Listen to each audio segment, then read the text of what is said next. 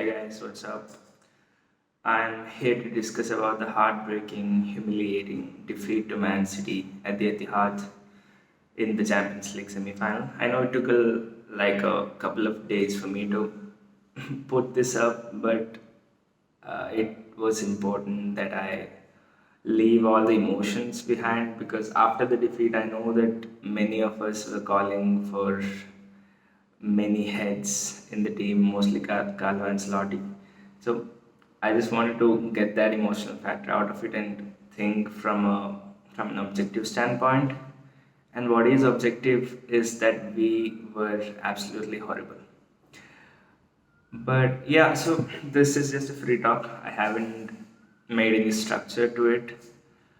Uh, so talking about the match, I know that this, for many who watch us only in the Champions League, this might come as an unprecedented kind of humiliation and an unexpected one at that, even with Man City's credentials. But for us who have been watching Real Madrid throughout the season, in the league and in other competitions, we knew that this has been a long time coming because this defeat was just a culmination of all the things that were wrong with the squad and with the tactics that we've been using throughout the season and with the concentration levels that we've shown as a team and as a squad. Even last season, last season Champions League campaign of ours, you could see that there were a lot of room for error. There were a lot of room for improvement, and from an objective standpoint, it was pretty apparent that we had kind of overachieved with the results that we were getting in the Champions League. I mean, no, you have to give credit to the team and their mentality and Ancelotti's strategies, but it was pretty clear that we had overachieved, and that had put a bandage on our lack of concentration for most portions of the match that we were winning. So this particular match was a culmination of everything that could have went wrong last season. And when that coincided with the day that Man City decided to like really show up, this is what you get. Maybe it could have been worse because you can see that Thibaut Courtois didn't get the memo. He wasn't in the team meeting where they all collectively decided to be absolutely shit.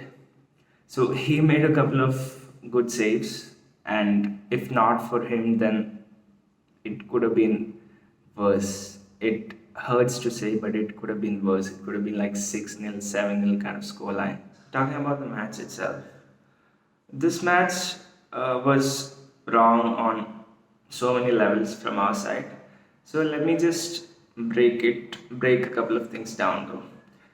So we played a midfield of Kroos, Modric, and Valverde with Camavinga on the left, just like we did the home match.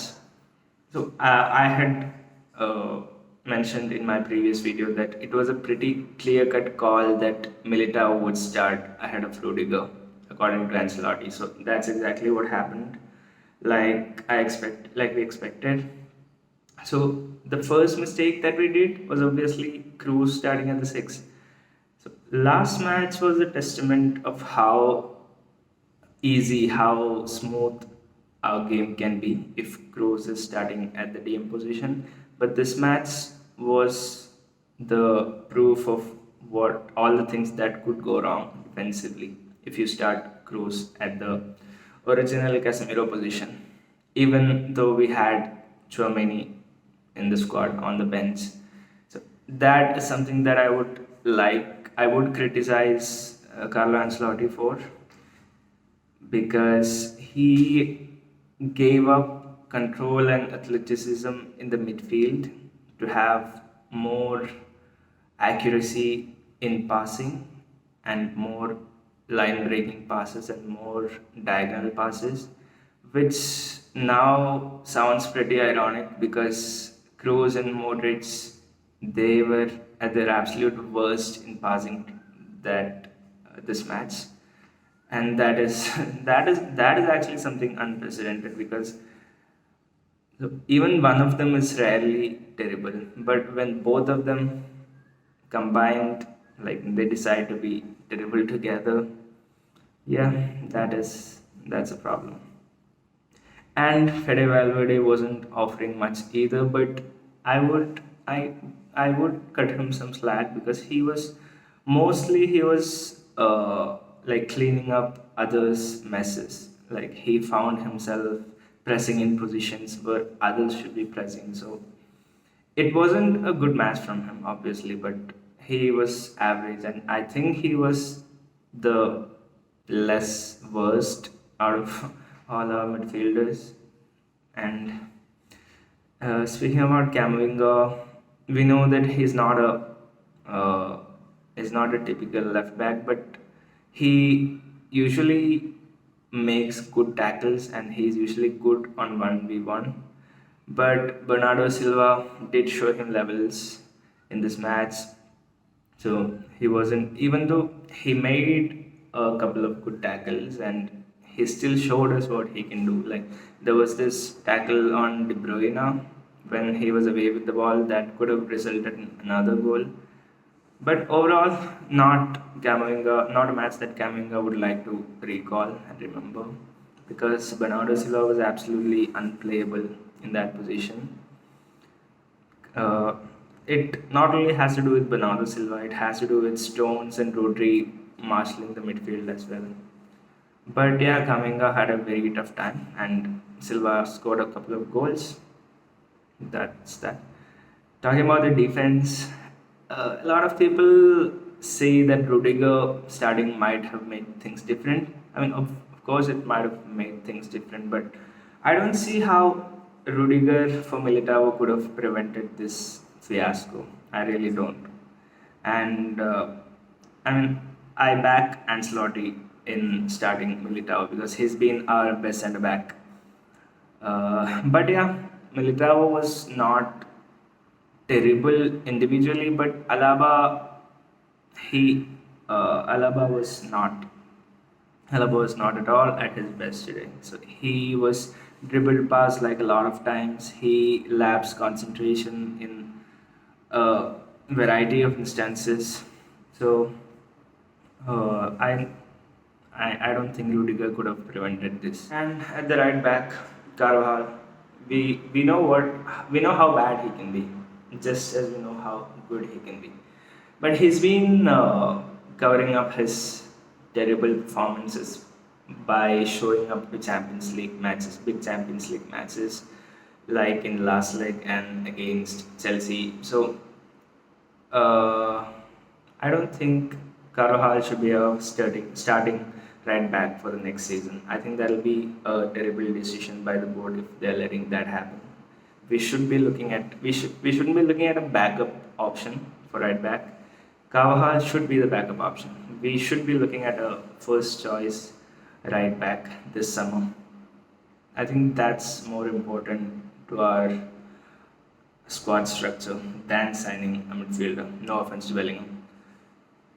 Yeah, so Carvajal got run over by Grealish, who is in the form of his life, and that made things hard for us. Grealish could have had a couple of assists if Haaland decided, if Haaland had not decided to have some mercy on us. And speaking about the front line, Benzema, you just have to say that Benzema has not been very good this season, even though he has scored a lot of goals. So you can see that he's been really, really inconsistent. He's been unreliable for us this season. And he was probably our best player last season, but this season he has let us down on a few occasions. He's not at his very best in terms of finishing. We know the kind of build-up play he brings to the table, But the question remains that if we had another player in the midfield who could make those build-up plays, would we be a better team if we always had a striker in the box who could score goals with a single touch? We are yet to experiment like that because we don't have a backup striker who actually plays football. So that rules out Mariano. And Alvaro Rodriguez, even though he had a couple of really good performances with us in his very brief span of playing in the first team, he is still not being backed by Ancelotti. So if that's the case, then I think we should go for a really good striker who's physically competitive, because Benzema has been really inconsistent and he showed that again this time around, because a lot of times we could see that our fullbacks and our wingers were looking for someone in the middle of the box, but there were no one there because Benzema was just besides them making the play. And Rodrigo was bad as well. You can't sugarcoat it. Rodrigo could have had a couple of key passes, but he messed them up. He messed up some simple passes as well. Rodrigo was our key to freeing Vinicius, but he failed at that, and this meant that Vinicius had a lot to do, like most of the time when we play. But Vinicius was not a success against Walker either, because Walker matched him for pace, matched him for skill. So there was no way that Vinny could lock this defense of Man City on his own. Speaking of Carlo Ancelotti and his decisions, tactical decisions and substitutions, it was so we were 2-0 down at halftime.